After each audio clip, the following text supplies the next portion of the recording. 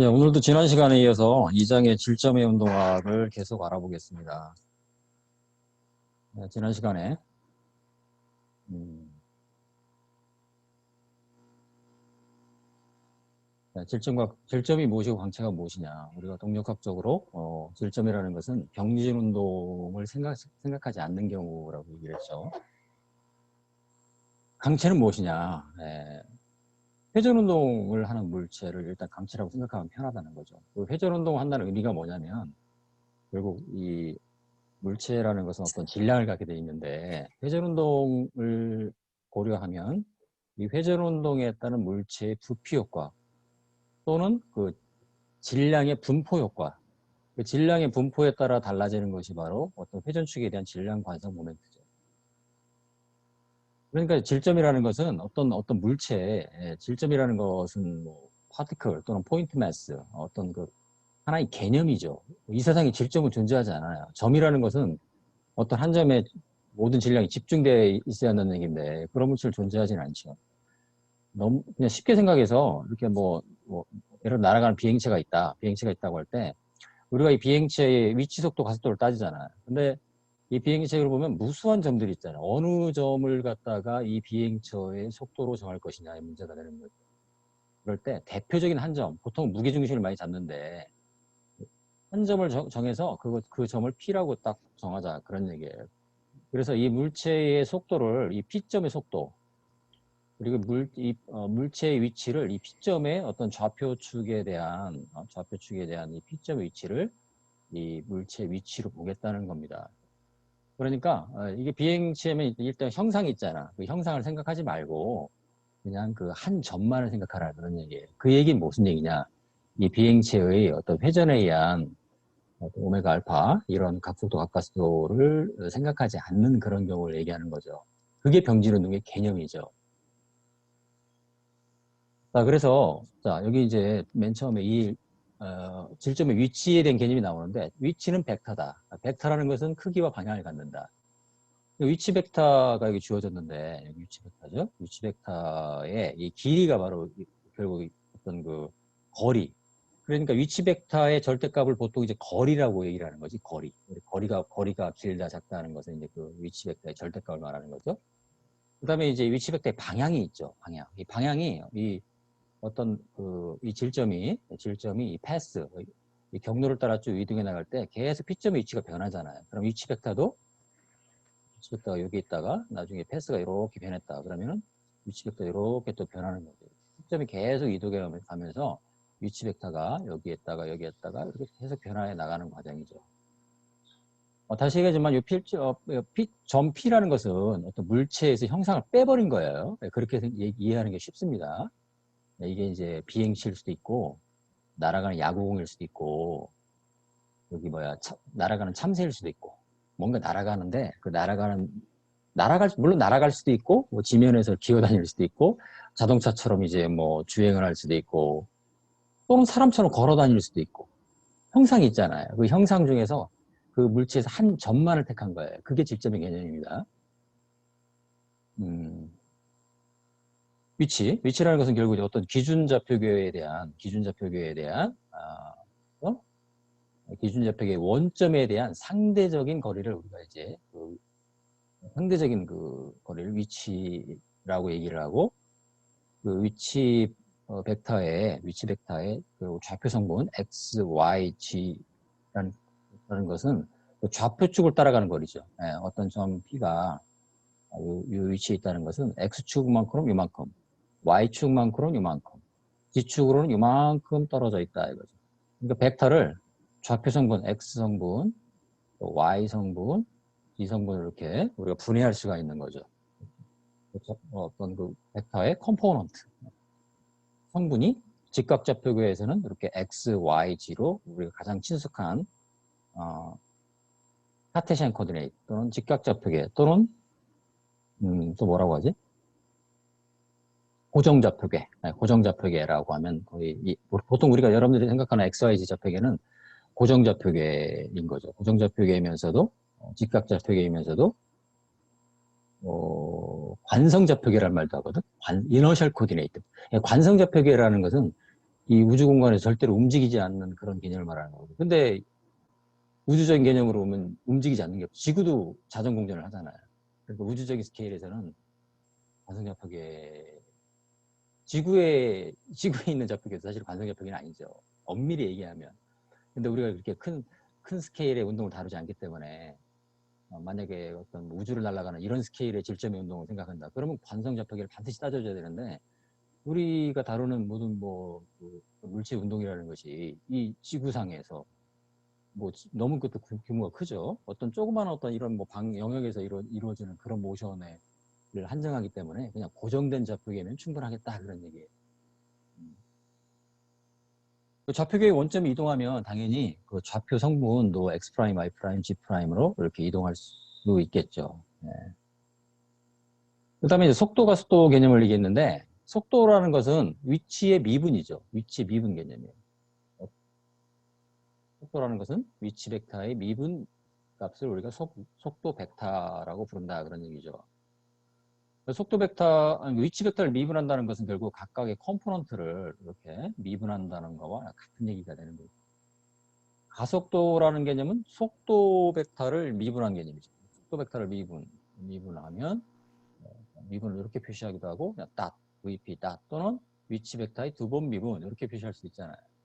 그럼 각각의 컴포넌트를 위치 벡터의 컴포넌트를 2번 미분 또는 속도 벡터의 컴포넌트를 1번 미분. 그러니까 여기에서 여기 썼네요. 속도 벡터의 X성분은 VX, Y성분은 VY, Z성분은 VZ라고 표시할 수 있죠. 이 VX, VY, VZ는 X Y G 되겠죠. 여기 표시했잖아요. 그 다음에 가속도 벡터는 속도 벡터의 미분이죠. 속도 벡터의 미분은 속도 벡터 각 성분의 미분.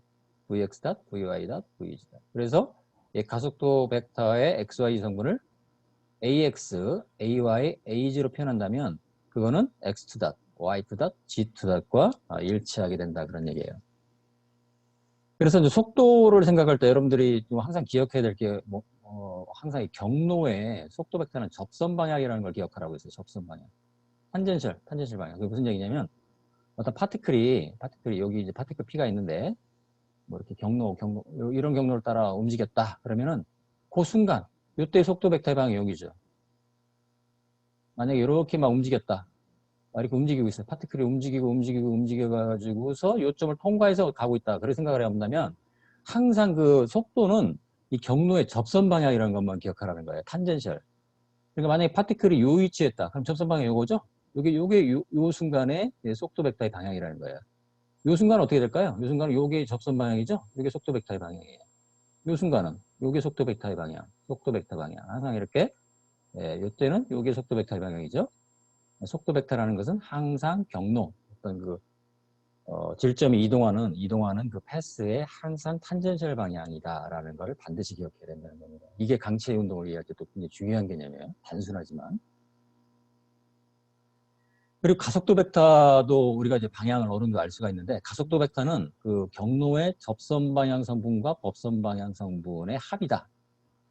이건 이제 뒤에 나오는 접선 법선 좌표계의 개념입니다. 이게 접선 탄젠셜 디렉션, 법선, 노멀 디렉션, 그러니까 접선 법선 방향의 성분을 갖는다.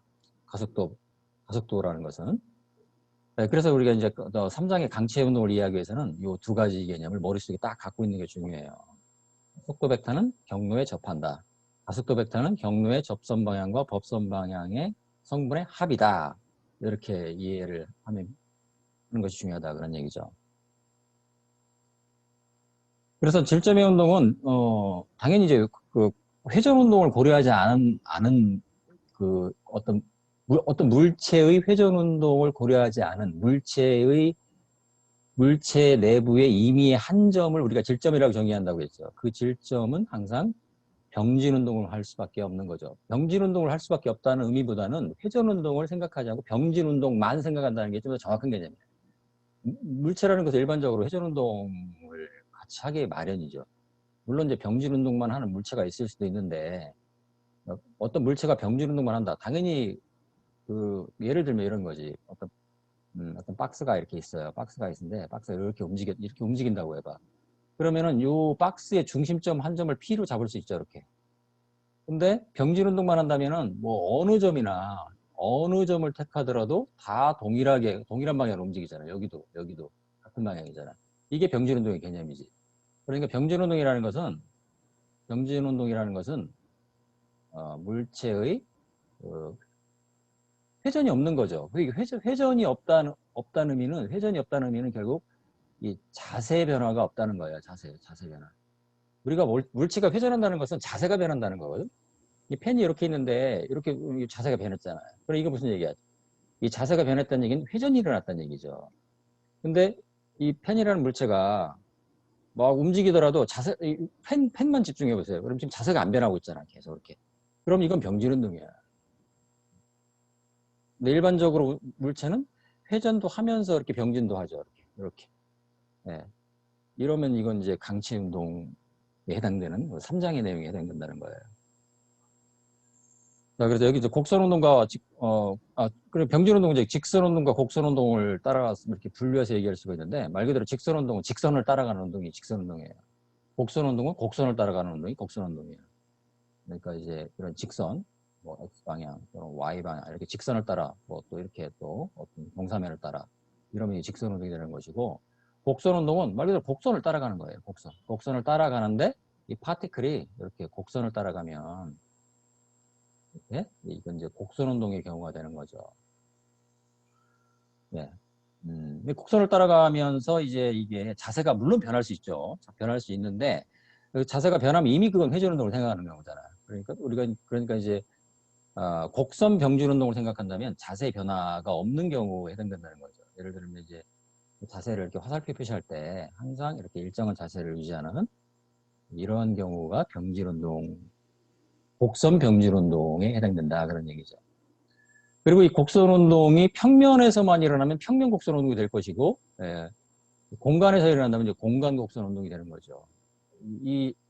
내가 지금 노트북 화면에다 이렇게 뭔가 선을 그리고 있는데, 노트북이라는 이 평면 내에서 이 선이 움직인다면은 그건 이제 평면 곡선 운동이 되는 것이고, 일반적으로 이제 3차원 공간에서 뭔가 질점이 움직인다.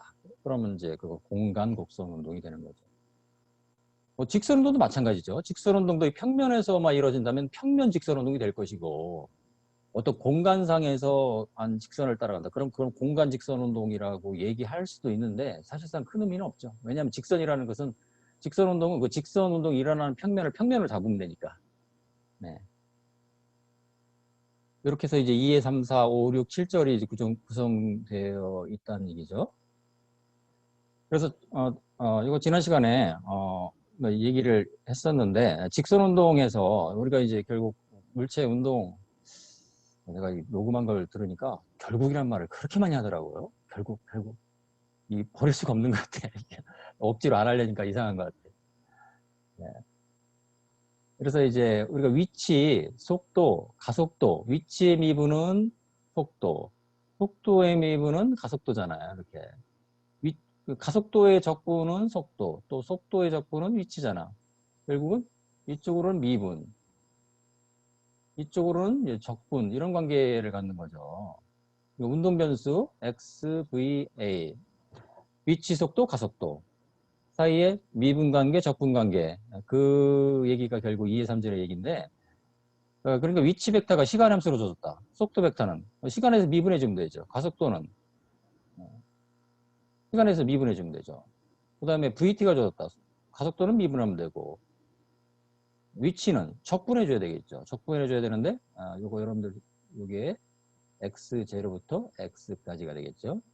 이렇게. 만약에 가속도가 주어졌다. 속도는 어떻게 될까? 적분해 주면 되겠죠. 대신 적분은 초기 속도부터 현재 속도까지. 위치는 이 속도를 한 번 더 적분해 주면 되겠지. 초기 위치부터 현재 위치까지 이렇게. 근데 가끔은 이제 그 가속도가 시간 함수가 아니라 이렇게 위치 함수로 주어질 수도 있다는 얘기지. 이럴 때는 체인으로 써서 가속도는 dt분의 dv지만 dt분의 dv는 dt분의 dx 곱하기 dx분의 dv다. 이거는 v dx분의 dv다. 양변을 정리해주면 v dv는 ax dx. 그러면 왼쪽은 초기 속도부터 현재 속도까지 적분. 오른쪽은 현재 위치부터, 아니죠. 초기 위치부터 현재 위치까지 적분. 그럼 이런 식이 나오게 됐지. 여기서 이제 Vx를 여러분들이 어떤 형식으로 정리해주면 된다. 그런 얘기지. 요 속도를 한 번 더 적분해주면 이제 우리가 위치를 얻을 수가 있는데, V는 dt분의 dx. 근데 이제 V가 X의 함수로 줬으니까, 요렇게 묶어서 적분을 할 수 있잖아요.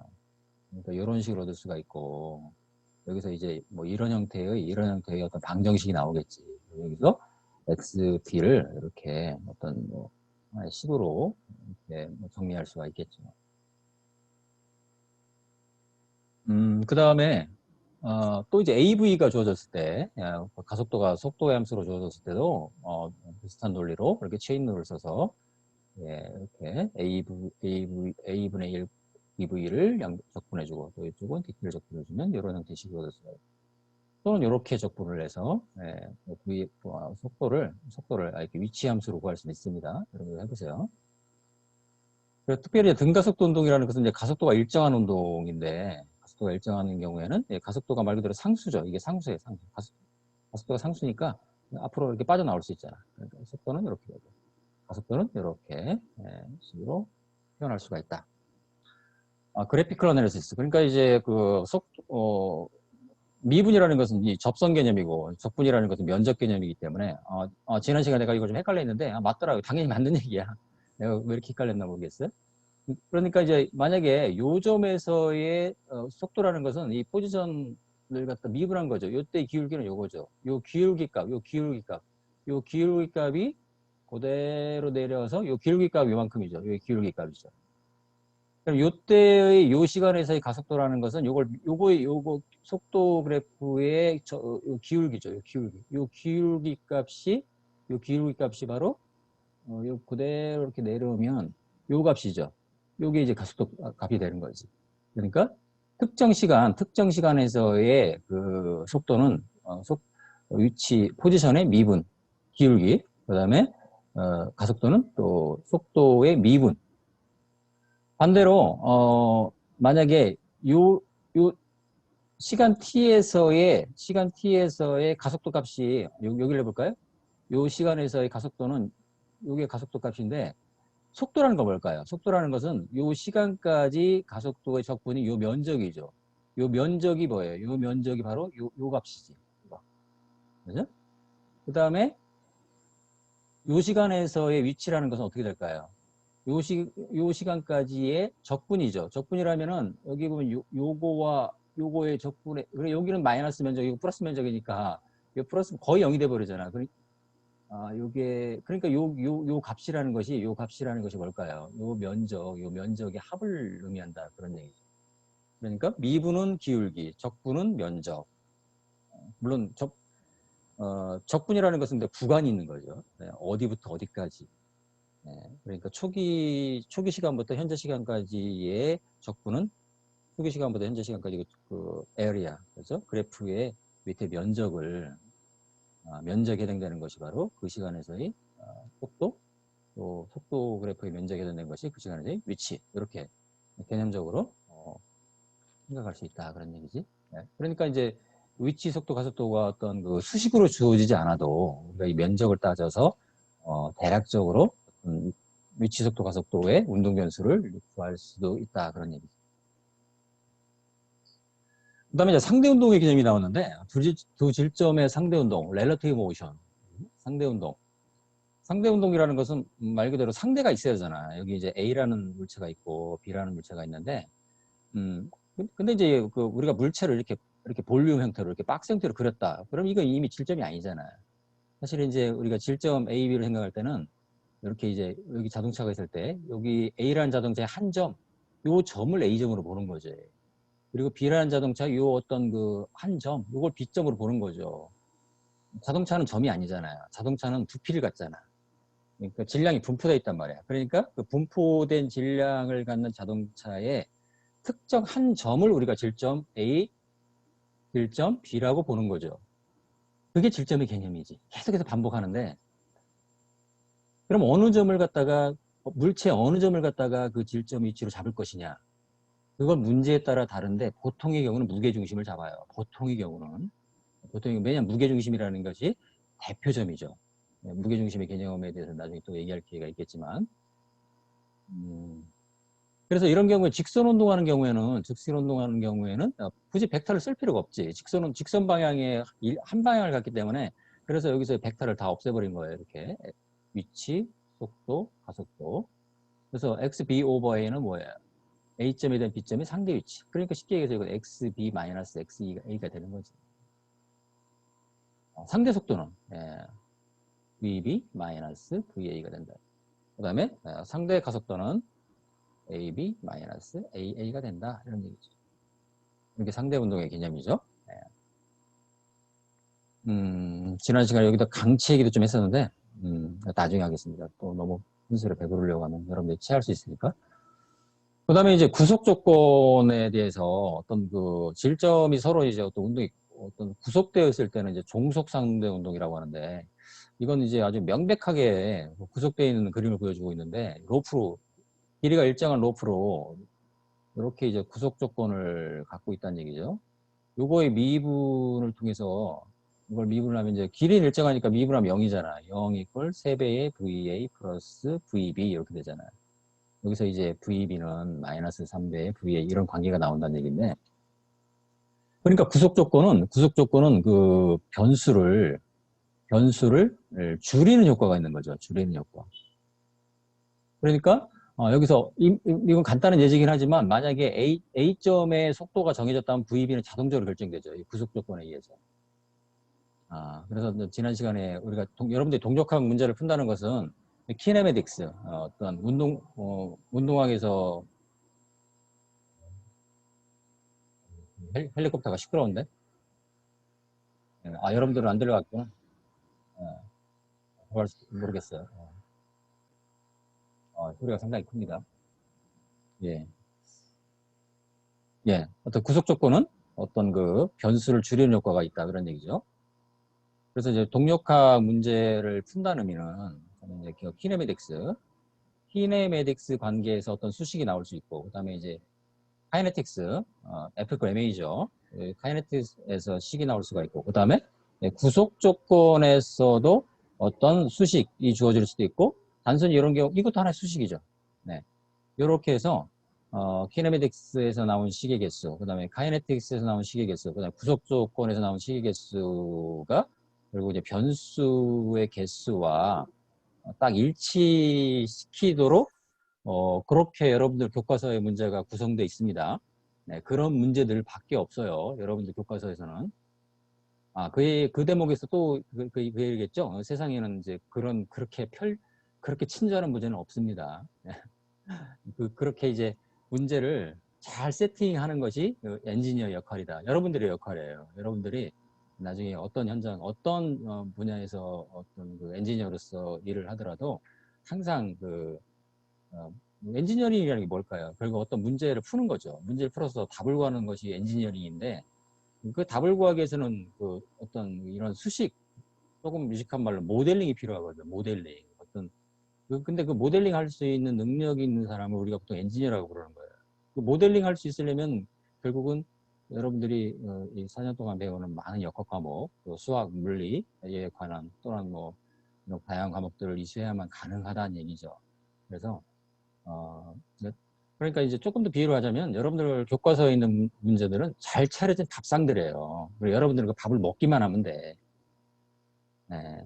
그러니까 어떻게 보면 굉장히 편리한 아주 친절한 문제들이 많이 있는 거죠. 근데 이제 여러분들이 나중에 그런 밥상을 차리는 역할을 해야 됩니다. 네. 조금 댓글로 빠졌네.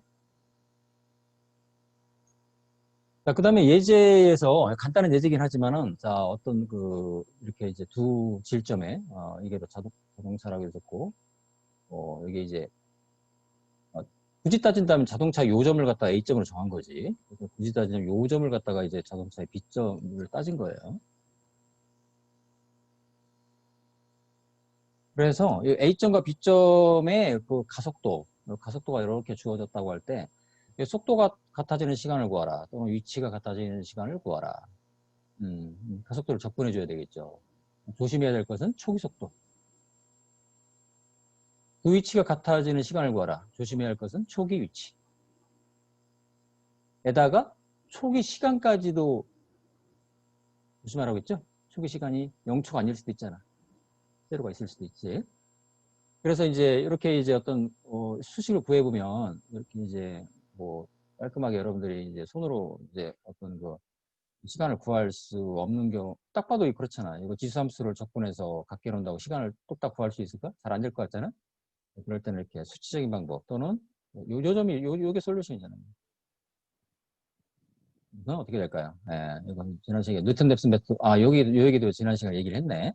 그러니까 어떤 함수를 함수 xb와 xa, xb가 시간 t의 함수로 줘줬다면 ft를 갖다가 xa-xb 이렇게 정의할 수 있잖아요.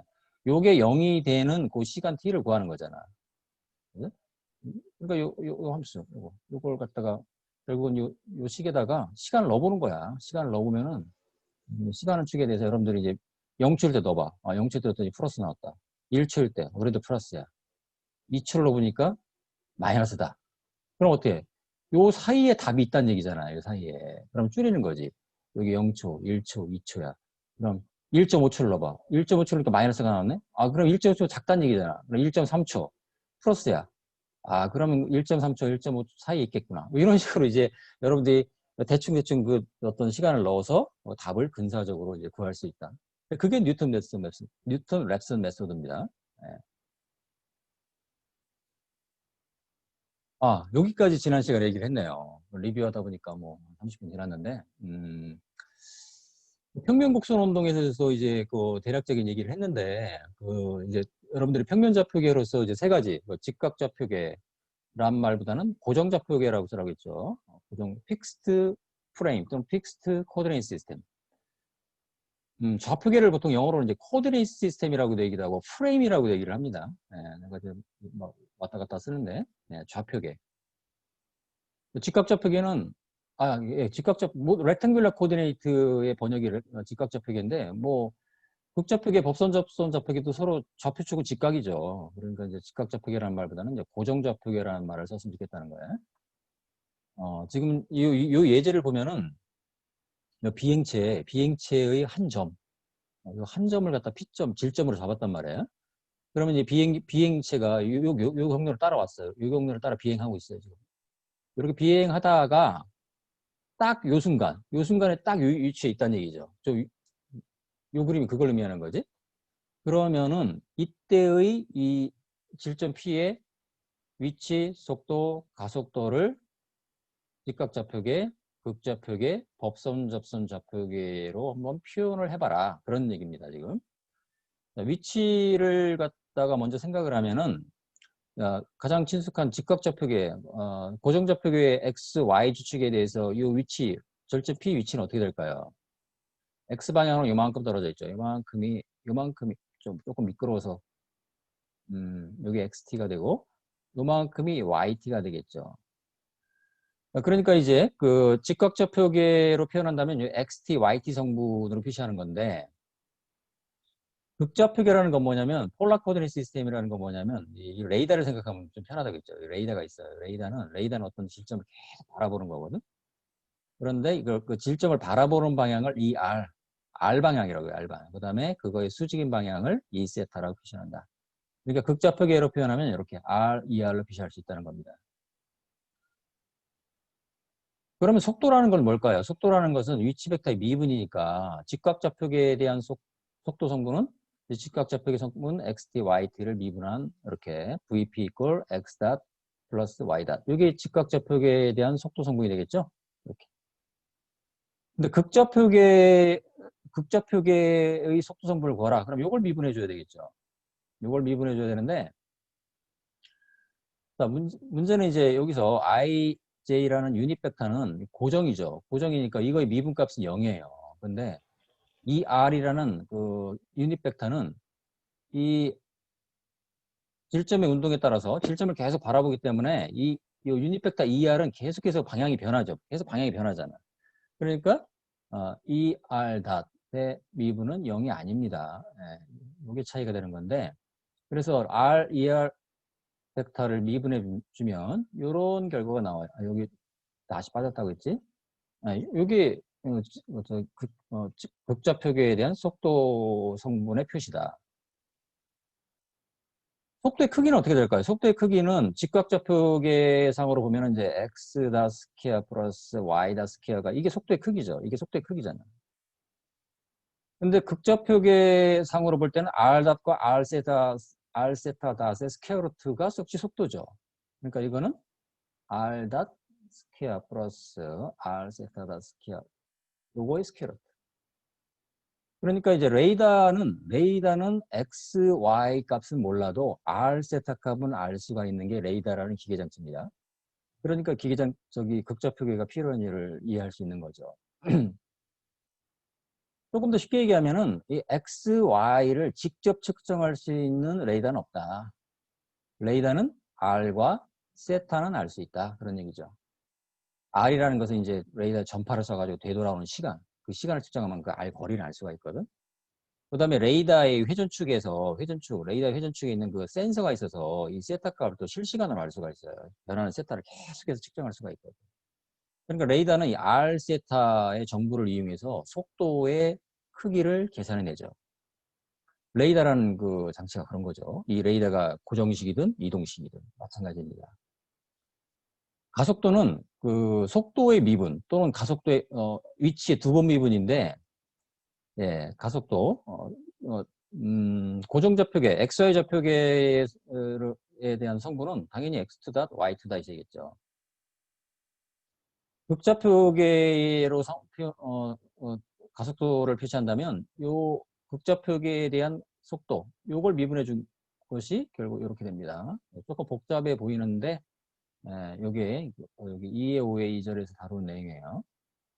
여기 보면 이제 상당히 복잡해 보이지만은 근데 이제 레이더라는 장치는 R 세타를 실시간으로 측정을 해서 그 R과 세타를 알 수가 있거든, 레이더는.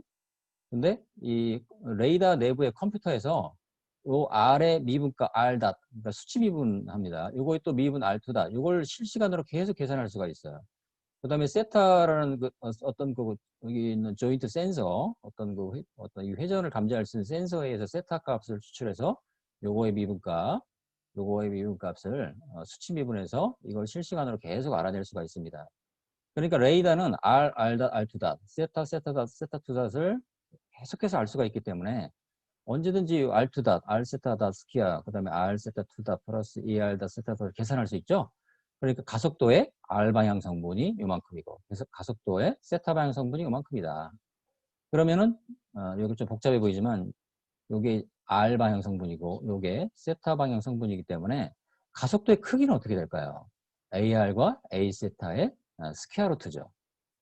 그것은 결국 X2 닷과 Y2 닷의 스퀘어 루트와 동일하죠. 예. 가속도의 크기는 당연히 같아야 되죠.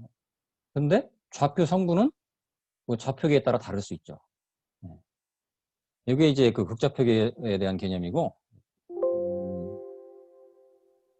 지난 시간에 여기까지 얘기를 한 것 같아요. 그리고 이제 법선, 접선 좌표계를 얘기했는데, 법선 좌표계라는 건 뭐냐면은, 자, 이 질점 P가 요 순간에 요 경로를 따라가고 있었잖아요. 그럼 접선 방향이 어디예요? 요 방향이죠. 요 방향. 요 방향. 요 방향이 바로 속도의 방향이에요. 속도의 방향. 속도의 방향은 항상 경로에 접하는 방향이거든.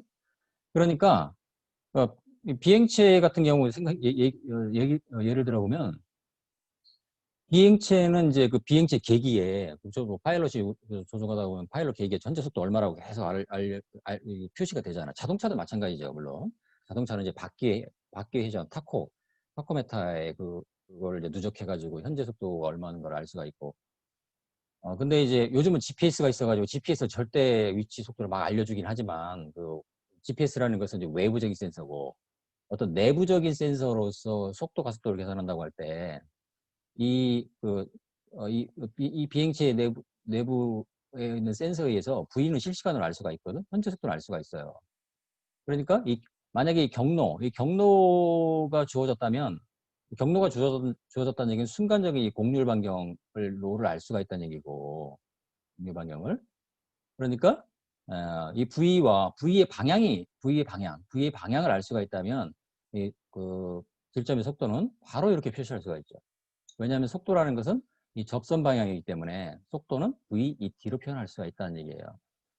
근데 이제 요 ET를 이제 접선 벡터고 EN이 이제 법선, 노멀 벡터인데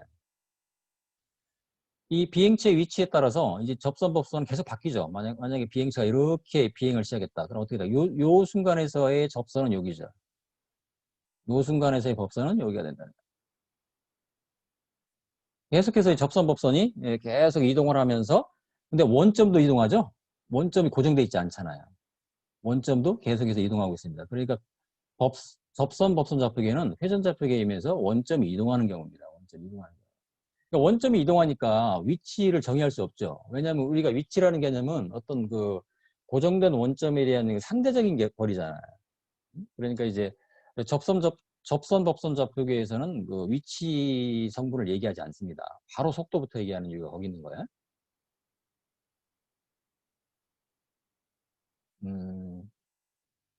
그래서 우리가 내가 순간적으로 착각했습니다. 우리가 수업이 45분까지죠?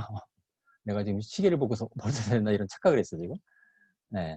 그래서 접선 법선 좌표계를 본다면은 자 속도로부터 따져줘야 되겠다. 어떤 그 비행체 또는 어떤 그 어떤 지상에서의 그 그라운드 비이클 어떤 지상 이동체 같은 경우에 그 속도를 내부 센서에서 바로 V를 바로 알아낼 수가 있죠. 그리고 그 어떤 질점의 이동 방향이 알려졌다면 자, 요 탄젠셜 벡터의 방향이 알 수가 있다면 속도 벡터는 바로 VT로 표현할 수 있다 그런 얘기죠.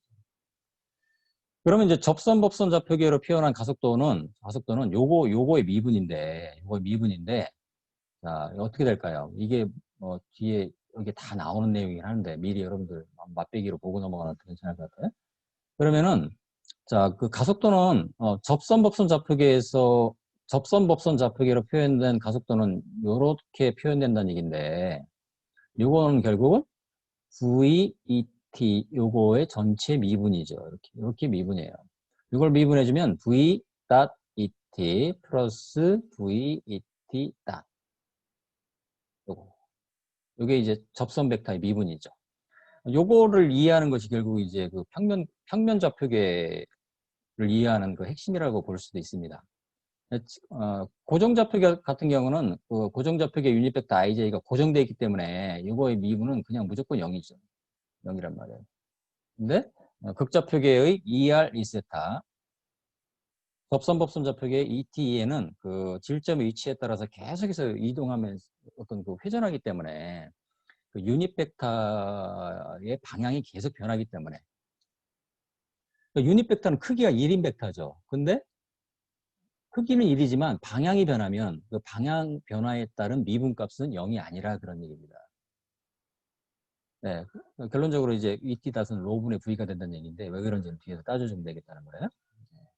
이렇게 어떤 그 평면 운동을 직각좌표계, 고정좌표계, 그 다음에 극좌표계, 접선 좌표계로 표현할 수가 있다. 그래서 요 전에 그 가속도 벡터는 어디서 얘기를 했나요? 아까 여기서 이제 그 가속도 벡터는 경로의 접선 방향 성분과 법선 방향 성분의 합이라고 이렇게 얘기를 해줬는데 이걸 다시 한번 짚고 넘어가면 이게 나오는 얘기지만 이렇게 되는 거죠. 여기 보세요. 접선, 법선, 좌표계. 가속도 벡터를 보니까 접선 성분, 그 다음에 법선 성분의 합으로 표현되어 있죠. ET 성분은 V다. 그 다음에 EN, 노말 성분은 로분의 V 스퀘어. 로라는 것은 공률 반경 또는 반지름. 만약에 뭐 이것도 뒤에 나오는 얘기지만 이 비행체가 이 원을 따라서 계속 이런 비행을 하고 있다. 미끄러서 내가 잘 그릴 수가 없어요 지금. 만약에 원을 따라가서 이렇게 계속해서 이런 비행 가끔 여러분들이 그 에어쇼 같은 데 가면은 이렇게 뭐 태극기 나 옛날에 성남 비행장 가니까 그 저기 공군 그 저기 뭐야 그 저기 그 무슨 비행팀이죠? 블랙 이글 팀인가? 그 이 태극 문양을 갖다가 쫙 그려내던데 그럴 때 쫙 이런 원 비행 이런 비행을 하잖아. 일정 아주 기가 막히게 그리더라고. 이렇게 딱 그린 다음에 그다음에 쫙 또 이렇게 비행을 하더라고. 그래서 태극 문양을 갖다가 하늘에 딱 보여주더라고요. 아주 그 묘기를 보여주는데, 만약에 비행체가 이렇게 어떤 그 공중에서 이 원을 따라가는 운동을 한다. 그럼 어떻게 될까요? 이 곡률 반경은 항상 어떤 반지름 R로 일정한 거죠. 그러면 이럴 때는 어떻게 될까요? 이럴 때는 이제 원운동 케이스가 되는 건데, 근데 이 비행체의 속도가 일정하다. 그럴 경우는 V-0이죠. V. 그러니까 이제 접선 성분은 0이지만, 근데 원운동하는 그 질점은 이 법선 성분을 항상 갖는다는 겁니다. 법선 성분은 로분의 V 스퀘어 또는 R분의 V 스퀘어라는 법선 성분을 갖는다. 그러니까 어떤 질점이 이렇게 원운동한다는 의미는, 이렇게 접선 성분과 법선 성분, 속도는 접선 성분만 가질 수가 있고, 가속도는 이 접선 성분과 법선 성분을 동시에 가질 수 있는데, 만약에 등속이다. 등속 원운동을 한다. 그럴 때는 법선 성분만이 존재한다. 그런 얘기입니다. 너무 많은 얘기를 한 것 같은데, 요걸 이해하면 사실은 이 장의 이해가 여기까지입니다. 나머지 내용은 내가 지금 얘기했던 요 16쪽 슬라이드에서 얘기했던 것을 이해하면은 이 장의 진도를 사실상 마친 거예요. 네. 혹시 질문 있을까? 네, 여러분들이 숙제를 미루지 말고 틈틈이 해나가세요. 그러니까 오늘 진도가 여기까지 나왔다면 숙제 밀리지 않고 숙제를 틈틈이 해두는 거지. 홀수예제죠. 홀수예제 플러스 4배수라고 하겠죠. 2장은 4배수 연습 문제를 쭉 틈틈이 해오고, 그 다음에 이제 2장 진도 끝난 다음에 숙제하자 이러지 말고 항상 틈틈이 쌓아놓길 바랍니다. 예, 잠깐만. 날씨가 상당히 덥다. 잠깐만요.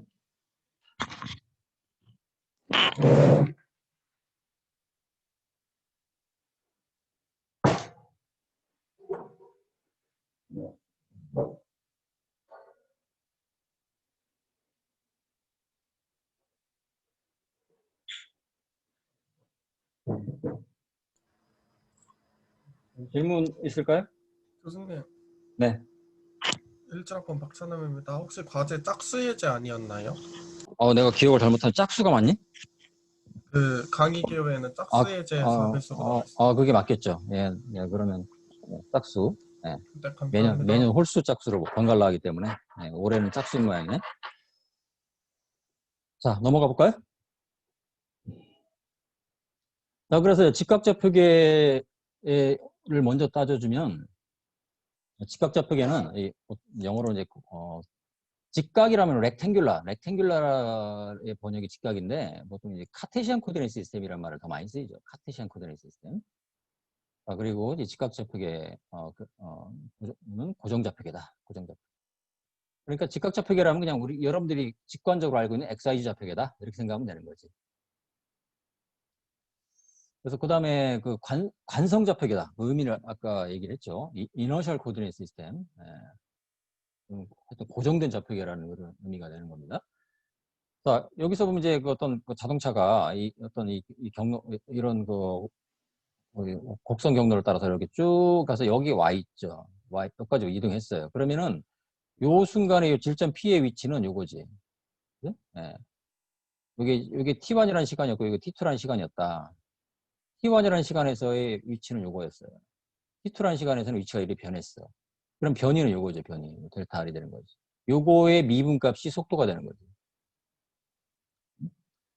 그러니까 직각좌표계에 대한 위치 성분은 X 성분과 요 T1 위치에서의 그 X 성분은 어디까지? 요만큼 X 성분이 되겠죠? 요만큼. 그 다음에 Y 성분이 요만큼 되겠지. 속도는 그 위치 벡터의 미분이다. 그러니까 V 이꼴 R다. 이렇게 되는 거지. V 이꼴 R다. 가속도는 속도의 미분. A는 A 이꼴 V다. 또는 R2다. 이렇게. 그래서 이걸 미분해주면, 자, 위치 벡터를 미분해주면, 자, 어떻게 될까요? DT분의 D, XI 플러스 YI. 이렇게 되는 거죠. 이걸 미분해주면, X.I 플러스 Y.J 플러스 XI 프라임, 우리가 보통 미분이라고 할 때 프라임이라고 하기도 하고, 이제 프라임은 요걸, 이럴 때는 프라임이라고 읽거든? 그 다음에 요걸 다시라고 읽죠. 다시나 프라임이나 다 미분음입니다. I 프라임, J 프라임은 0일 수밖에 없죠. 왜? 고정된 유닛 벡터이기 때문에. 그러니까 직각좌표계에 대한 속도 성분 x 성분은 x다. 그러니까 vx 이꼴 x 다시 되는 것이고 vy는 y 다시 된다. 그런 얘기지. 자, 가속도라는 것은 속도의 미분이죠. 속도 벡터의 미분이에요. 속도 미분. 한 번 더 미분해주면 어떻게 될까요? v 닷 y 닷은 x 닷 y 닷과 같죠. 그리고 가속도의 x 방향 성분 ax는 x 닷. 가속도의 y 성분 ay는 y 닷이 된다. 간단한 얘기죠. 이미 익숙한 개념이다. 이런 얘기예요. 그래서 예제가 하나 있는데 결국 그리고 키네매틱스 문제라는 것은 위치, 속도, 가속도, 시간 이 네 가지 변수 사이의 관계를 따지는 거라고 했지. 그러니까 뭔가 알려주고 뭔가를 이제 구하라고 할 텐데 이 문제 같은 경우는 뭘 알려줬냐면은 이 농구공을 딱 던졌는데 여기 노운이라고 돼 있죠. 뭘 알려줬냐면은 농구공을 던진 각도를 알려줬어요. 이거 세타죠. 요 각도를 알려줬고 대신 그 초기 속도의 크기는 알려주지 않았어요. 또 그 다음에 이 파이널, 이 바스켓이 딱 여기 있어. 바스켓 딱 여기 가지고 딱 도착한 요 위치, 여기까지의 위치가 X방향 위치가 25피트고 Y방향 위치가 2.5피트다. 그러니까 T 파이널, 마지막 시간에서 또 도착하는 시간도 알려주지 않았죠. 그러니까 파이널 타임에서의 그 위치를 이렇게 알려줬습니다. 그러니까 굳이 좌표계를 그린다면 여기에 이제 XY 좌표계가 이렇게 있는 거지. 이렇게 그리고 그래서 파이널 위치는 여기죠. 여기 딱 들어갔어요. 그러니까 그때까지 위치 벡터를 그린다면 이게 좀 미끄러워서 아유 참 이거 요게 이제 파이널 타임에서까지 에서의 위치 벡터가 T가 되는 거지. 근데 이 문제에서 뭘 구하라고 했어요? 지금 초기 속도의 크기를 구하라. 그 다음에 이 바스켓에 꽂히는 이 각도를 구하라고 했는데 이 각도를 구하려면은 이 속도의 X성분 그때 Y성분을 알면 되잖아요. 그러니까 결국은 이 농구공이 이 바스켓에 꽂히는 이 각도 파이를 구하라는 얘기는 이 속도서 마지막 T 파이널 마지막 시간에서의 속도의 X성분, Y성분을 구하라는 의미랑 같은 얘기죠. 왜? 파이는 아크탄젠트로 구할 수 있잖아요. 그러니까 V0, VTF 이걸 구하라는 얘기가 마찬가지가 되는 거거든. 그러니까 속도, 위치, 속도, 가속도죠. 그러니까 위치, 속도, 가속도 정보의 일부를 알려주고 나머지를 구하라 이제 그런 문제가 되는 건데 여기서 이제 교과서 문제는 친절하게 뭐 중력과 속도라는 얘기를 안 했습니다. 근데 우리가 다루는 물체 운동이라는 것은 다 지구상에서 이루어지고 있잖아. 이제 지구상에 있는 물체는 모든 물체는 중력을 받잖아요. 중력을 받는단 말이에요. 중력, 아랫방향. 아랫방향으로 중력을 받잖아. 아랫방향이란 말은 좀 정확한 말은 아니지. 지구 중심 방향이지. 항상 중력은 지구 중심 방향이죠. 그러니까 지구 중심 방향을 아래로 표시한 경우가 되는 거지. 그러면은 이 질점은 어느 위치에 있든지 항상 중력과 속도지를 받고 있다는 얘기죠. 여기 있던 항상 중력과 속도지를 받고 있어요. 계속 중력과 속도지를 이렇게 y 방향으로 받으면서 마이너스 y 방향으로 받으면서 쭉 이렇게 어떤 곡선 운동을 하는 그런 경우가 된다는 거지. 그러니까 이 질점 P의 가속도는 마이너스 G로 항상 일정하죠. Y를 이쪽으로 잡았기 때문에 이제 중력과 속도는 마이너스 G가 되는 거예요. 그럼 이 가속도의 적분이 속도잖아요. 속도는 자, A는 dT분의 dV니까 이렇게 표현할 수 있죠. 자, 양변을 이제 적분하면 자, 여기서 이제 속도는 이게 직선 운동이 아니라 곡선 운동이기 때문에 속도는 벡터를 계속 유지하는 겁니다. 네, 계속 유지합니다. 계속 여기 이제 그 중력과 속도의 방향도 마이너스 J로 이렇게 계속 표시를 해줬는데 왜냐하면 속도 벡터가 초기에는 이런 벡터였다가 벡터가 계속 변하잖아요. 이렇게 변해요. 그러니까 속도 벡터를 계속 유지시켜준다. dv 이꼴 마이너스 g dt다. 양변을 적분해주면 초기 속도 벡터부터 최종 속도 벡터까지 그 다음에 여기는 초기 시간부터 최종 시간까지 적분해주면 여러분 이런 식으로 얻을 수 있잖아요. 그렇죠? 네. 그래서 여기에서의 초기 속도는 다시 이제 v0 코사인 세타의 x성분 그 다음에 v0 사인 세타의 y성분 이렇게 분해할 수가 있죠. 요걸 한 번 더 적분한 게 그 위치가 되는 거죠. 요걸 한 번 더 적분해줘. 한 번 더 적분해주면 V는 dt분의 dr, r이라는 것은 이제 r 벡터는 이제 x성분, y성분을 갖는 거죠. 그리고 속도 성분은 이렇게 x성분과 여기 vx가 되는 것이고 여기 vy가 된다는 거지. 그러면은 dr 벡터는 이렇게 무시할 수 있죠. 양변을 접근해 줄 때 초기 위치부터 현재 위치까지, 초기 시간부터 현재 시간까지 이렇게 항상 초기치를 엄밀하게 고려하는 그런 습관이 중요하다고 할 수 있어요. 왜냐면 이 초기치라는 것이 여기 좌표계를 이렇게 잡으면 물론 초기치가 0이지만 좌표계를 여기 잡을 수도 있잖아요. 이렇게. 예를 들어서 문제에 따라서. 그럼 요만큼이 뭐예요? 요만큼이 초기 위치 벡터죠. 초기 위치 벡터는 초기 x방향으로 이렇게 가질 수도 있잖아요. 그리고 이제 자꾸 얘기하는데 이 공을 던진 시간이 꼭 0초에 던졌다고 안 할 수도 있잖아. 예를 들어서 3초에 던졌다. 그러면 어떻게 될까요? 이 초기 시간까지도 여러분들이 생각을 해줘야 된다. 접근할 때는 그러니까 항상 초기치에 좀 민감해야 됩니다. 그게 이제 문제 풀 때 틀리지 않을 수 있는 비결이란 비결이지. 그 다음에 극좌표계에 대해서 사실 아까 다 얘기했습니다. 여기서 이제 여기서 평면운동계를 다 얘기했는데, 자, 이걸 다시 한번 봅시다. 네. 자, 즉, 극좌표계가 보면은 여기 이제 그 질점 P가 이제 날아간다 표현할 수도 있고, 뭐, 좋습니다. 이게 비행체일 수도 있고, 어떤 야구공일 수도 있고, 아니면 어떤 도로를 달리는 자동차일 수도 있다는 얘기예요. 날아가는 팔일 수도 있다. 어쨌든 그 뭔가 이동체의 내부의 한 점을 우리가 P로 잡는다는 거예요. 그럴 때 이 질점을 바라보는 방향이 이게 이제 R 방향, ER. 그다음에 요거의 이 수직을 갖다가 꼭 이쪽으로 잡냐, 이쪽으로 잡으면 안 되느냐? 그건 이 회전 방향이 보통 이제 반시계 방향을 풀어서 잡거든. 반시계 방향. 조금 더 구체적으로 하면 오른손 법칙이죠. 이렇게 이제 여러분들이 이제 보통 XY 좌표계에서는 이렇게 XY 좌표 이렇게 XY 좌표계를 정했다. 지축 방향은 어디예요? 이 화면에서 나오는 방향이에요, 들어가는 방향이에요. 아무도 얘기를 안 하네. 자, 지축은 화면에서 들어갈까요, 나올까요? 나오는 방향입니다. 그렇죠. 예, 나오는 방향이죠. 왜냐하면 이렇게 돌기 때문에 그런 거예요. 그러니까 이렇게 오른손을 감는 거죠. 이렇게 감아요. 감았을 때 이 엄지손가락 방향이 지축 방향이라는 거예요. 그러니까 감는 방향이라는 것은 이 감는 방향이 지축 방향인데 이 감는 방향에서의 그 위치는 이 엄지손가락 방향을 우리가 그 회전 방향으로 생각하는 거죠. 그러니까 지축은 이 칠판에서 나오고 있습니다. 여기서도 마찬가지예요. 그러니까 이것도 이제 ER 2세타가 이렇게 오른손으로 가면 ER 2세타 굳이 말하면 이거의 수직인 방향은 요 노트북 화면에서 지금 나오고 있다 그런 얘기가 되는 거죠. 그러니까 ER 2세타 이렇게 순서가 이렇게 됩니다. 네, 그래서 자, 질점의 위치를 극좌표계로 표현하면은 자 이렇게 아까 얘기했지만 여기 어떤 레이더를 생각하면 편하다고 했어요. 레이더가 이렇게 있습니다. 레이더가 있어서 레이더는 질점까지 전파를 딱 쏴.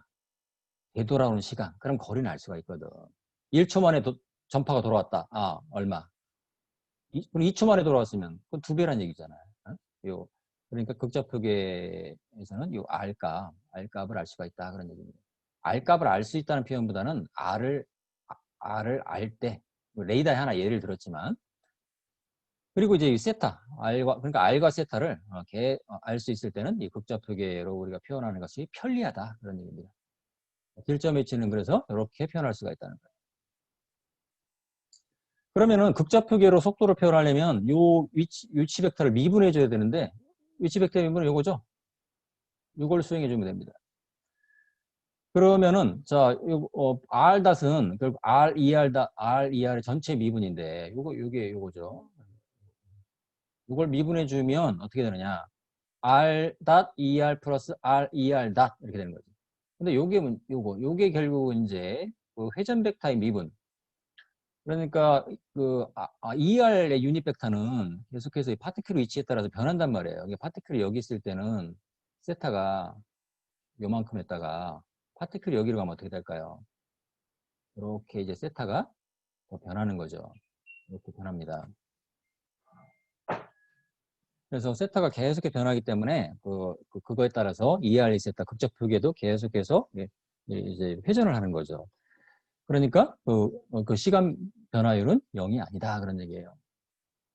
그래서 교과서의 설명을 따라가면 결론은 이제 2R 다스 세타다 2세타라는 것인데 이게 어떻게 나왔느냐. 자, 보세요. 보자로 따져줍시다. 2R 다스는 DT분의 DER이다.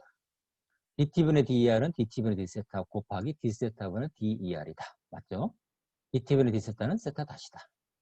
그러면 D세타분의 DER이라는 건 어떻게 되느냐? 이거 뭘까요? 요거는 리미트 델타 세타를 0으로 갈 때 델타 세타분의 델타 ER인데 델타 ER은 좀 복잡해 보이지? 델타 ER은 델타 ER의 절대값 곱하기 델타 ER의 방향이 2세타라는 거야. 왜 그러냐면은 잠깐 봐요.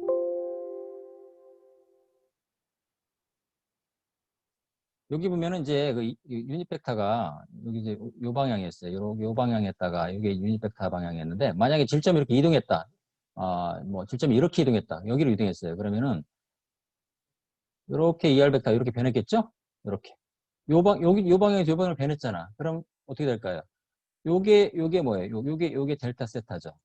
그러면은 이 원호의 길이가 여러분들 알고 있는 R 델타 세타잖아요. 요게 R 델타 세타. 맞죠? 네. 그러니까 어디가 될까요? 어디 갔나요? 델타 E, 나도 좀 헷갈리고 있습니다. D 델타 ER. 이렇게 표현하면 안 될 것 같다. 네, 이게 좀, 다시 봅시다. 요게 ER 벡터가 여기에다가, 그 다음 순간에, 파티클이 만약에 이렇게 이동했다면, 일로 이동했다면, ER이 유닛 벡터가 이렇게 변했겠죠. 이렇게 변했습니다. 그러면 요만큼. 요게 이제 변화량인데, 요 변화량이 뭐예요? 요 변화량. 요게 변화량이 R이라고 내가 표현해서 아까 헷갈렸는데, 유닛 벡터의 크기는, 이 R은 이제 질점까지 거리고, 이 벡터의 길이는 항상 1이잖아, 1. 근데 여러분들이 원호의 길이를 따질 때, 이 원호의 길이는 직관적으로 여기 세타고, 여기 R이라고 할 때 R 세타라고 알고 있잖아요. 근데 유닛 벡터의 길이는 항상 1이잖아, 1. 그러니까, 요 길이는 로 델타 ER이 되는데, 이 로가 항상 1. 유닛 벡터니까. 그러니까 이거는 여기 표시를 여기 했네요. 근데 여기 했는데도 또 까먹었다. 이렇게. 델타 ER은 로 델타 세타지. 근데 유닛 벡터니까 로는 1이지. 그러니까 델타 ER 벡터는 델타 세타의 2세타. 방향이 왜? 델타 ER의 방향은 이 방향이잖아. 이 방향이 뭐예요? 근데 세타의 방향이잖아. 그러니까 델타 ER의 방향은 2세타 방향이라는 겁니다. 이렇게 나온 거예요. 그래서 이런 식이 나온 거거든. 따져주면은 그러니까 ER 닷은 DT분의 DER. 체인으로 써서 이렇게 표시할 수가 있고 세타 닷 D세타분의 DER. D세타분의 DER은 이렇게 표현할 수 있죠. 왜냐하면 델타 델타 세타 2세타이기 때문에 방향이 그러니까 유닛 벡터 ER의 변이 방향은 2세타 방향이라는 겁니다. 여기 써주면 이렇게 변했다. 이 방향이 델타 ER의 방향이죠. 이 방향은 2세타가 된다. 그런 얘기예요. 이렇게 표현할 수가 있죠. 그래서 이걸 넣어주면은, 자, 델타 세타분의 델타 세타. 소거 되죠. 그러니까 ER 닷은 유닛 벡터 ER의 미분값은 세타 닷 2세타가 된다는 걸 알 수가 있어요. 이걸 집어넣어 준 겁니다. 그러니까, ER 닷에다가 세타 닷 2세타를 집어넣어 주니까, 속도 벡터의 성분은 R 닷 ER, R 세타 닷 E 세타로 표현할 수가 있다. 그런 얘기가 되는 거죠. 그 다음에 이걸 한 번 더 미분한 것이 이제 가속도가 되는 건데, 가속도는, 자, 어떻게 될까요? 요 전체를 시간에 의해서 미분한 거지. 요걸 미분해. 시간에 의해서 미분해주면 이제 가속도가 되는 건데, 자, 요거죠. 이거 그대로 충실하게 따라가면 되는 거예요. 자, 따져봅시다. 요거 첫 번째 텀부터 미분하면, R2.ER 플러스 R.ER. 맞죠? 플러스, 요거 미분. R 세타다 플러스 R 세타 2다 전체의 2세타 플러스 R 세타다 곱하기 2세타 닷 이렇게 표현되죠. 여기서 이제 아까 이제 유닛 벡터 ER의 미분이 세타다 2세타라고 이제 결론이 나왔었는데 유닛 벡터 2세타의 미분이 나왔잖아요. 이것도 똑같은 논리를 따져주면 돼요. 여기 박스에다 정리를 해놨는데 E세타 닷은 D분의 D세타. 이것도 체인으로 써서 이렇게 가면 됩니다. 이렇게 가면 됩니다. 근데 여기서 델타 E세타를 따져줘야 되는데, 델타 E세타는 방향이 마이너스 AR이야. 이거 어떻게 할 수 있냐면은, 여기가 또 좁은데,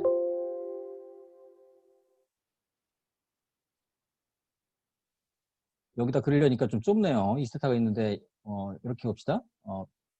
이렇게 이제 E세타가, 이게 ER이 있었어요. 이렇게. 근데 여기 이제 파티클이 이제 이쪽으로 이동했다. 그럼 ER이 이렇게 변했잖아. 이렇게 변했고, E세타는 그럼 이렇게 변했잖아. 미끄러서 잘 못 그리겠어. 그러면, 너무 무식각을 유지해야 되는데. 그러면은, 유닛 벡터 E세타의 델타 E세타는 이 방향이죠.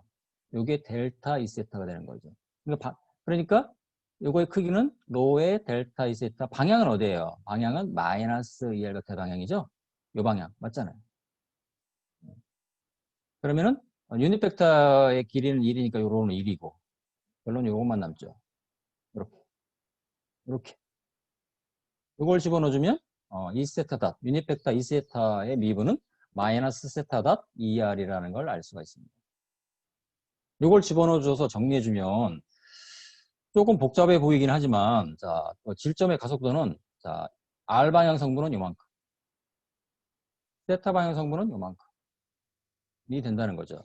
그러니까 가속도의 크기는, 자, AR과 A 세타의 스퀘어 루트. 그게 이제 가속도의 크기가 된다. 그런 얘기지. 뭐 여러분 연습하면 충분히 따라갈 수 있는 내용입니다. 이건 일반적인 그 회전 벡터의 미분에 대한 개념을 생각하면 훨씬 더 쉬운데, 그래서 결론적으로 여기서 이제 요 세타다 여기서 얘기합시다. 이제 오늘은 여기까지 얘기고 다음 시간에 2장 진도를 마쳐야겠네. 자, ER 다시라는 것은 세타다 이세타라는 결론이 나왔는데 요거는 일반적인 표현으로 쓰면 오메가 크로스 자기 다시 아니죠. 이거 참 지우려니까 지우개가 있을 텐데 나는 지우는 거를 이렇게 하는 걸 더 좋아하거든. 이런 깨끗하게 지워지죠. 그러니까 자 보세요. ER 닷, ER 닷은 결론이 여기 이렇게 나왔는데 이건 뭐냐면 오메가 크로스 ER과 같습니다. 오메가라는 것은 그 극좌표계의 회전 각속도를 의미하는 거예요. 그러니까 이 오메가라는 것은 세타 닷이죠. 세타 닷. 그리고 이제 회전 방향을 이렇게 이제 회전을 하고 있는데 요 ER 세타의 수직 방향을 굳이 얘기하자면 이제 지축 방향으로 이렇게 잡을 수 있죠. 그래서 오메가의 방향은 수직의 방향 K가 된다. 요거 크로스 ER. 요 결론이 결국 세타다 D세타가 된다는 거거든. 자, 여러분들 이게 잘 안 보이기 때문에 여러분 오른손으로 연습을 해보세요. 오른손. 그러면은 여러분 크로스 프로덕트의 방향은 어디예요? 크로스 프로덕트는 두 벡터를 이 손가락으로 감았을 때 엄지손가락 방향이죠. 여러분들 반대로 보이는데 빛 때문에 이렇게 감았을 때 이 엄지손가락 방향이 크로스 프로덕트의 방향이죠. 이 감는 것은 K에서 ER로 감아보세요. 이 K 벡터에서 ER 벡터로 오른손을 감아봐요. 그러면 이 엄지손가락 방향이 어디예요? 여러분 손으로 해봐야 알 수 있습니다. 방향이 어디예요? K 크로스 ER 방향이 어디예요? 아무도 얘기를 안 하네. 오른손, 왼손이 아니라 오른손으로 K 방향에서 ER 방향으로 감아보세요. 이 엄지손가락 방향이 어느 방향이에요? 세타 방향입니다. 그렇죠. 예, 요 ER, 여기 K는 이리 나오고 있잖아. 그러니까 여기 보면은, 이게, K에서 ER로 감으면 그 방향은, 예, K 크로스 ER은 2세타라는 걸 알 수 있습니다. 그러니까 이거는 세타다 2세타라는 걸 알 수 있죠. 간단히 알 수 있죠. 그러니까 유닛 벡터 ER 닷은 오메가 크로스 자기 자신과 같다. 이것은 세타다 ES. 즉각적으로 알 수가 있죠. 물론 이렇게 따져서 여러분들이 결론을 유도할 수 있지만은 요거에 대한 일반적인 내용이 바로 요거죠. 이건 조금 더 일반적인 내용인데 이 회전 벡터의 미분이라고 할 때 이게 가장 제너럴한 그 얘기인데 유닛 벡터라는 것은 만약에 이게 A 벡터가 유닛 벡터라고 생각을 해봐요. 유닛 벡터는 길이가 일정하기 때문에 사실 요 길이 변화는 없는 거거든. 그러니까 유닛 벡터 같은 경우는 요 길이 변화에 대한 영향이 없는 경우예요. 요것만 있는 경우거든, 유닛 벡터는. 그리고 항상 그 오메가와 그 유닛 벡터가 서로 수직을 이룬다는 거야. 이거는 이제 그 회전하는 벡터에 대해서는 다 적용할 수 있는 일반적인 룰인데 어떤 벡터 A가 있다고 할 때 이 벡터가 뭐 위치 벡터일 수도 있고 유닛 벡터일 수도 있고 속도 벡터일 수도 있고 어떤 경우에든지 그 회전하는 벡터의 미분은 라운드 팁은 라운드라는 표현을 왜 썼냐면은 자, 요 그림을 보세요. 이게 이제 원래 A 벡터가 이런 벡터가 있었어요. 이렇게 이게 A 벡터야. 근데 벡터는 일반적으로 이 회전도 하지만 길이도 변할 수 있잖아. 길이가 변하는 방향을 라운드 팁이나 라운드 A라고 표시했어요. 그러니까 굳이 얘기하자면 이 라운드 팁이나 라운드 A는 뭘 의미하냐면 회전좌표계에 대한 그 변화율이라고 할 수 있어요. 그러니까 이거를 이제 잘 이해하는 것이 굉장히 유용한데 만약에 여기 회전좌표계가 있다고 할 때 이렇게 뭐 방금 얘기했던 극좌표계를 예를 듭시다. 극좌표계를 예를 들어요. 극좌표계에 어떤 그 사람이 딱 앉았다고 생각을 해봐. 극좌표계에 사람이 딱 앉아 있으면 그 사람은 그 사람이 이 P점을 딱 바라본다고 생각을 해봐요. 그럼 만약에 길이가 변하면 이걸 느끼겠죠? 그죠? 요것만 느끼겠죠? 그러니까 이 회전좌표계에 앉아 있는 사람은 요것만을 느끼죠. 그래서 이거는 이제 그 로테이팅 프레임, 회전좌표계에 대한 그 트랜스레이션 벨로시티라고 얘기하는 거예요. 그리고 만약에 근데 이제 Dt분의 DA라는 것은 고정좌표계에 대한 그 회전좌표계 미분이죠. 그러니까 고정좌표계에 대한 그 회전 벡터의 미분은 자 회전좌표계에 대한 미분값 플러스 오메가 크로스 A다. 요게 이제 그 결론이거든.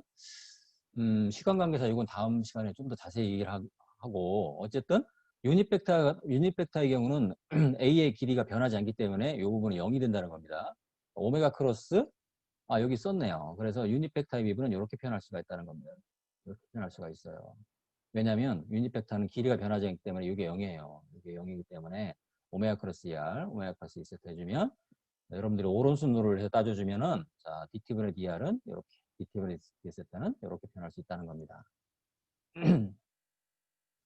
그래서 이걸 정리해주면 극좌표계에 대한 자 위치, 속도, 가속도를 표시할 수가 있다. 이건 다음 시간에 한 번 더 얘기하기로 하고 그 다음에 접선법선 좌표계에 대해서도 뭐 똑같은 논리가 되는 건데 이건 조금 시간도 다 됐고 특별히 원운동 케이스에 대해서 그 다음에 예제가 있고 공간 곡선 운동 이렇게 하면 2장이 끝나게 되어 있습니다. 자, 오늘은 여기까지 하겠습니다. 수업은 마쳤고 질문 있는 학생들은 자유롭게 질문하기 바랍니다. 고생하셨습니다. 수고하셨습니다. 아니 그게 아니라 하나 질문 있는 있습니다. 학생들 질문하고 네, 네. 저 질문 있는데 아까 그 예, 질문하세요. 15페이지에 15페이지 예, 예. ER 벡터 미적한 15페이지 맞니? 15페이지 아닌 것 같은데? 그 19요. 19페이지. 예. 그 ER 벡터 미분하는 값 있지 않습니까? 그렇죠. 예, 그 네모 안에 그렇죠. 예. 보면은 거기에서 빨간색 글씨로 로가 갑자기 왜 넣은 건지 이해가 잘 안 돼요. 이거는 그 고등학생 개념 아닌가? 원호가 있다고 할 때 이렇게 보세요. 보통 이렇게 설명하잖아. R이 이렇게 원운동하면 이렇게 이 원호의 길이가 뭐야, 여기 세타라고 할 때. 세타 길이가 R 세타잖아. 예. 그렇잖아. 그러니까 요게 유닛 벡터 ER이라고 생각을 해봐. 그다음에 요게 델타 세타야. 그럼 요건 뭘까요? 델타 세타 ER 그렇죠. 근데 길이가 유닛 벡터는 길이가 항상 1이잖아. 예. 그죠? 그러니까 R이 1이란 얘기죠. R이 1이란 얘기죠. 그러니까 예. R 세타는 굳이 말하면 1 곱하기 델타 세타가 되는 거죠. 이렇게. 됐나요? 예. 원호의 길이를 생각하면 되지. 반지름이 그러니까 유닛 벡터가 회전한다는 얘기는 요 회전을 생각하면은 반지름이 1인 그죠? 반지름이 1인 예. 원호의 운동이라고 생각하면 되는 거죠. 예. 됐나요? 예. 감사합니다. 네, 다음 주 봅시다. 교수님, 예, 질문하세요. 그 출석 채팅 남겼는데 안 된 것 같아서 말씀드립니다. 잠깐만. 이름이 노연찬입니다. 예, 또 출석한 학생도 있나요? 박지민입니다. 박지민 또 누구 왔어요? 안지원 안 하니? 한지원이요. 다음부터 늦지 배성훈 왔습니다. 그 다음에 어디 있을까? 배성훈. 이상훈 안 하니? 이상훈 왔습니다. 하니? 이상훈 왔습니다. 네, 좋습니다. 다음부터 늦지 않기. 야현도 다 왔네요. 출석했습니다. 네, 좋습니다. 예, 오늘 여기까지. 다음 시간에 봅시다.